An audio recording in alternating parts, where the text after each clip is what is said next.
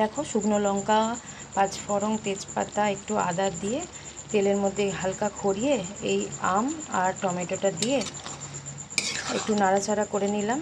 একটু নরম হয়ে এসেছে। এর মধ্যে পরিমাণ মতো নুন, অল্প একটু হলুদ দিলাম,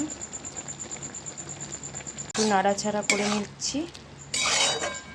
এখানে দেখো এই চাটনিতে দেবো বলে খেজুর, দুটো আমসত্ত্ব, এখানে চিনি আছে, সাথে ডোরাও চলে এসেছে। ডোরা এরা হয়েছে কত ডোরা এসে গেছে। এখানে চিনি আছে, এখানে কিশমিশ আছে। এগুলো সব এখন কেটে রাখবো, রেডি করব চাটনিতে দেওয়ার জন্য। চলো, আর এখন ঘড়িতে বাজে 11টা 40। চলো কেটে নিয়ে এগুলো তারপরে দেখাচ্ছি। খেজুরগুলো ধুয়ে ধুয়ে কেটে নিচ্ছি। দেখো আমসত্ত্ব, খেজুর সব কেটে নিয়েছি, কিশমিশ এগুলো সব ধুয়ে কেটে নিয়েছি। এরপর দেখি ওই টমেটোটার কি অবস্থা। চলো, দেখো জল বেরিয়ে গেছে। এক্সট্রা আর জল দিতে হবে না, এইটাতেই হয়ে যাবে।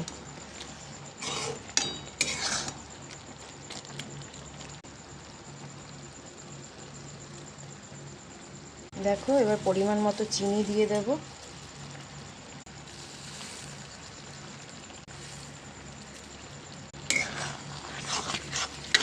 পরে যদি লাগে একটু মিষ্টি আবার পরে দেব। এখন আপাতত একটা পরিমাণ মতনই দিয়ে দিলাম।